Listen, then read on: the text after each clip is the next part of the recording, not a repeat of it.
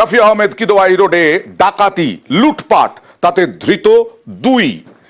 রফি আহমেদ কিদওয়াই রোডে এই ঘটনা ঘটেছিল। গ্রেফতার বিনোদ ও আফতাবউদ্দিন। পার্ক স্ট্রিটে প্রযোজনা সংস্থার টাকা লুট। কারা এরা? বিনোদ, তারপরে আফতাবউদ্দিন। কথা বলবো প্রতিনিধি অমিতের সঙ্গে। অমিত, এদের পরিচয় কি? এরা কি দাগি অপরাধী? দেখো, বিনোদ দাগি অপরাধী নয়, কিন্তু বিনোদ এই পুরো টাকা লুটের ঘটনা বা ডাকাতির ঘটনা পরিকল্পনা করে। কারণ যে প্রযোজনা সংস্থা থেকে এই 7 লক্ষ টাকা লুট করা হয়েছিল গত পরশুদিন সন্ধ্যায়, বিনোদের সঙ্গে ওই প্রযোজনা সংস্থার যিনি কর্তা বা যিনি মালিক, তার সঙ্গে কিন্তু ঘনিষ্ঠতা রয়েছে এবং এই অফিসে যাতায়াত ছিল।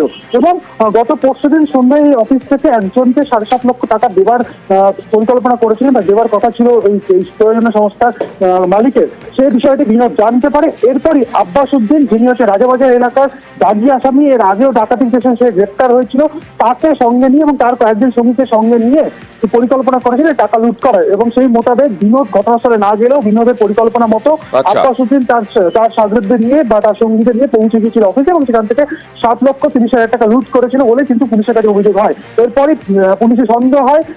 এরপরই বিনোদকে ইন্টারোগেশন করা শুরু হয় ডিটেইন করে। তারপর বিনোদের কাছ থেকে পুরো পরিকল্পনা সামনে আসে।